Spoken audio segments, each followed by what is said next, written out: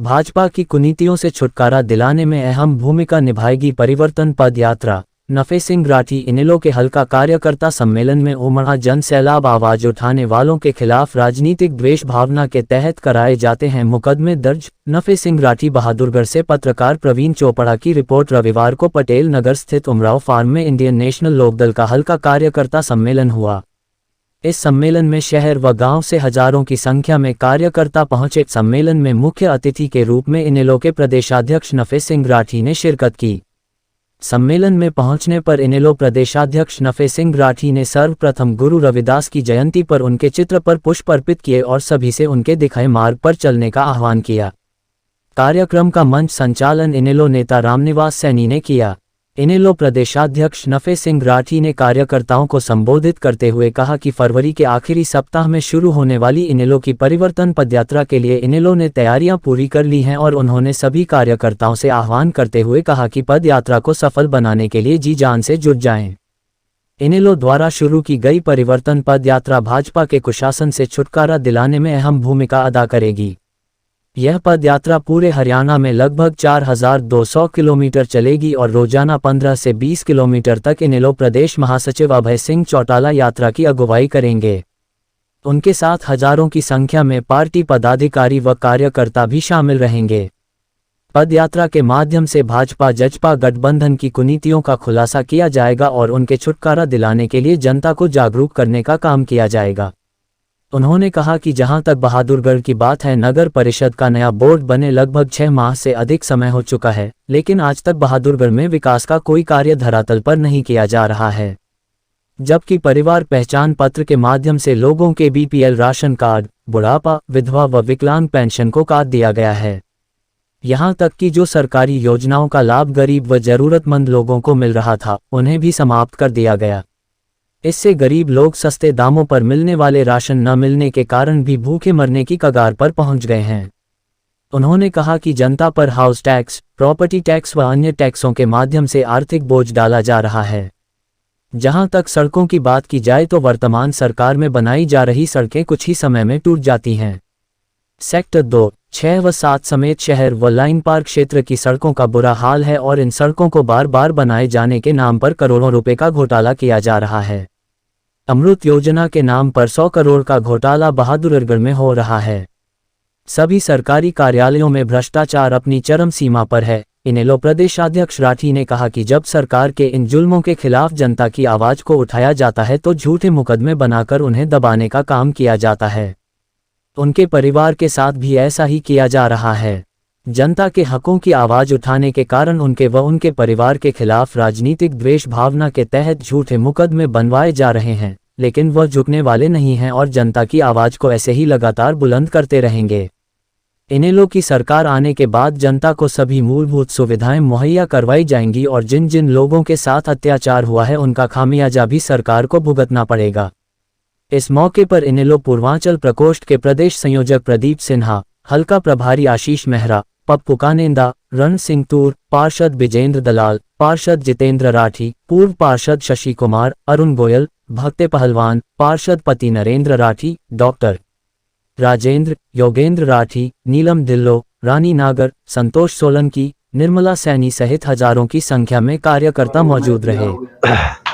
पूरे हरियाणा का road map तैयार हो गया है और किस हलके में किस गांव में कब आएगी इसका 9 तारीख को इसकी घोषणा हो जाएगी, 9 फरवरी को। इसलिए आज बहादुरगढ़ के कार्यकर्ताओं की मीटिंग बुलाई थी कि उस यात्रा को सफल बनाने के लिए इनकी ड्यूटी भी लगाई है।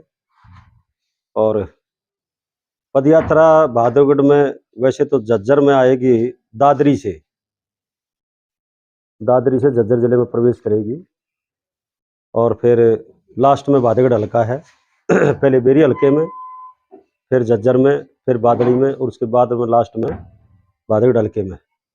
और बहादुरगढ़ हल्के में आएगी तो डाबोदा खुर्द की तरफ से मांडोठी रास्ते में मेहंदीपुर डाबोदा चौक, सिलोटी और मेहंदीपुर डाबोदा वाला चौक से होती हुई मांडोठी, मांडोठी के बाद में टंडाएड़ी, टंडाएड़ी के बाद में नूना माजरा, फिर लोहा खुर्द, फिर सोड़दा, फिर नया गांव, बालोर और भादोगढ़ में फिर नाइट स्टे।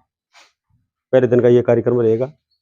उसके बाद में भादोगढ़ से चलेगी, भादोगढ़ से बाजार में होते हुए लाइन पार, और लाइन पार क्रॉस करते ही वहाँ परनाला, हसनपुर परनाला के लोग और लाइन पार के लोग स्वागत करेंगे। उसके बाद फिर बामडोली, और बामडोली से बरहाई, बरहाई से जसोर खेड़ी, नीलोठी, कोलासी, और कोलासी के बाद में फिर कानुंदा नाइट स्टे, और अगले दिन कानुंदा से चलेंगे जो लडराउन होते हुए सोनीपत जिले में प्रवेश करेगी। तो यात्रा संबंधी हमने रूट सारा बना दिया है, पूरे हरियाणा का रूट बन चुका है और यात्रा की तैयारियां जोरों पर है। तो कांग्रेस ने जो भारत जोड़ो यात्रा से परिवर्तन लाया है, तो आप उसको अपने हक में परिवर्तन ला पाएंगे? इस परिवर्तन पर देखिए कांग्रेस ने भी अपने हिसाब से श्री राहुल गांधी जी ने यात्रा की है, और उनकी यात्रा मेरे ख्याल से शायद 2600 किलोमीटर है, 3400 कुछ है पूरे देश की। हमारी लगभग 4200 किलोमीटर है केवल हरियाणा की, जो लगभग 7 महीने चलेगी। और 25 सितंबर को कुरुक्षेत्र में रैली है, 25 सितंबर को कुरुक्षेत्र में समापन होगा। 90 के 90 हलकों में पद यात्रा जाएगी। उसके लिए कार्यकर्ताओं की टीम सक्रिय तौर पर लगी हुई है। मतलब हल्के के गली, गांव की गलियों, शहर की गलियों से, या मेन देखो कोशिश ये की है कि मैक्सिमम गांव में जाए, कोशिश तो ये की है, लेकिन अगर मान लो कोई साइड में गांव रह गया तो उनको टी पॉइंट पे लाने के लिए हम निवेदन करेंगे। हर रोज कितना सफर करोगे? हर रोज 15 से 20 किलोमीटर का, 1-2 किलोमीटर ज़्यादा हो सकता है, कम हो सकता आपने जो मुझसे कहा कि भाजपा को सत्ता से हटाने के लिए किसी के साथ भी है। समझौता वो तो हमारे नेता नहीं हो सकता। नो नहीं हो सकता।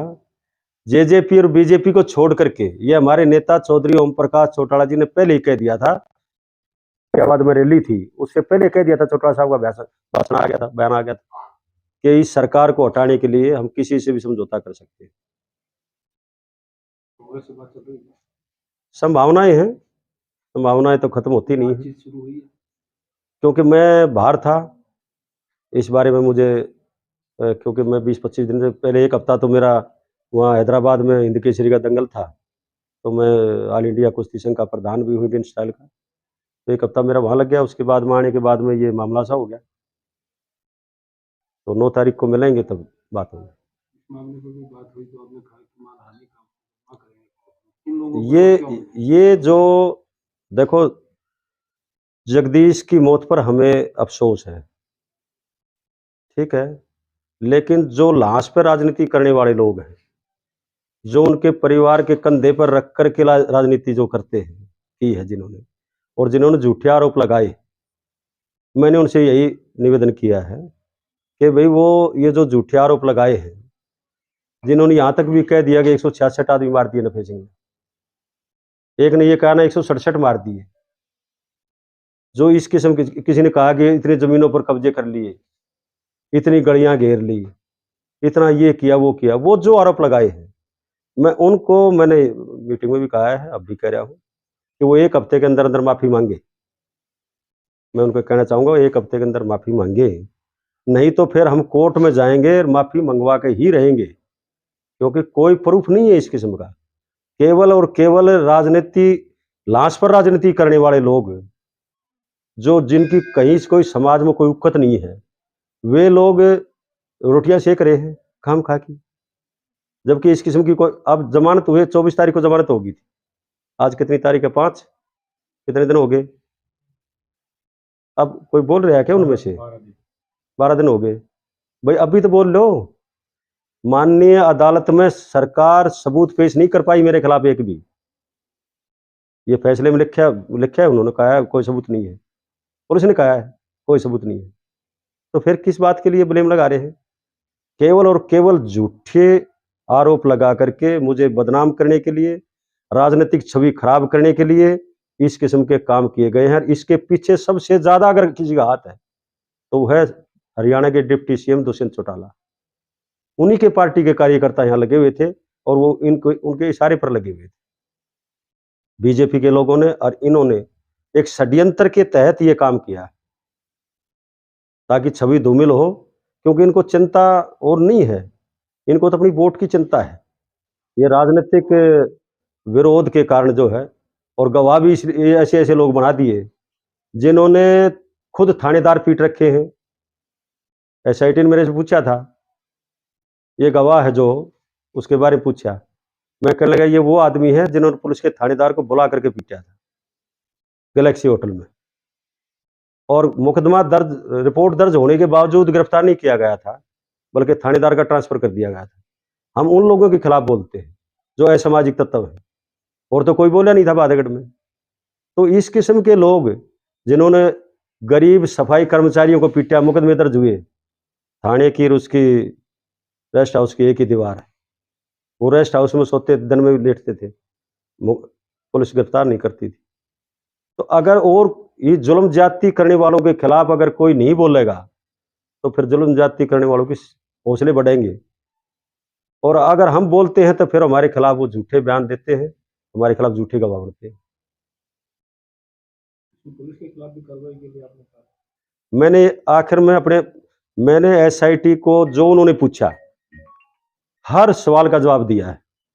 उन्होंने सप्लीमेंट्री पूछी कई, एक सवाल में कई सप्लीमेंट्री, उनका भी मैंने जवाब दिया है। कोई ऐसा क्वेश्चन बाकी नहीं रहा जिसका मैंने जवाब ना दिया हो। 3 घंटे पूछताछ की उन्होंने, 3 घंटे में मैंने सभी क्वेश्चनों का जवाब दिया है, और फिर आखिर में मैंने ये कह दिया कि हम चाहते हैं कि इसकी जांच सीबीआई से हो। उन्होंने चलो कहा जी हमारे भरोसा में भरोसा, एसआईटी तो सरकार ने कई बार बना ली, कई 100 करोड़ रुपए की शराब बेच दी सरकारी गोदामों में निकाल करके लॉकडाउन में। एसआईटी बनाई थी, कोई जांच रिपोर्ट का आज तक वो नहीं आया, खुलासा नहीं हुआ। कई 100 करोड़ रुपए का घोटाला है, कई हजार करोड़ रुपए का रजिस्ट्रियों का घोटाला है हरियाणा में, उसकी भी एसआईटी बनाई थी, उसका भी कोई खुलासा नहीं हुआ। होया कि इस किस्म के अनेक घोटाले, अनेक किस्म की बात आई है एसआईटी की, लेकिन आज तक उनके उजागर नहीं हुए हैं, और वो मैक्सिमम कार्य जो है, वो मैक्सिमम जो काम हुए हैं वो डिप्टी सीएम के पास उनके महकमे हैं। तो इस किस्म के लोग जो केवल और केवल राजनीतिक फायदे के लिए ये भी भूल जाते हैं कि तू पाप क्यों करने लग रहा है, भगवान से भी नहीं डरते। समय परिवर्तनशील है, बदलेगा भी, बदलेगा तो ये सारे उजागर भी होंगे जो एसआईटी की रिपोर्ट दबाए बैठे हैं ये लोग। तो मैंने कहा था भाई एसआईटी स्लो अपनी जांच कर रही है, फिर बुलाओगी फिर आ जाएंगे, लेकिन इसमें जो है सीबीआई से इसकी जांच हो या हाई कोर्ट के वर्तमान जज से इसकी जांच हो, ये मैंने लिखवा दिया अपने बयानों में, और जो उन्होंने पूछा था मैंने बता दिया।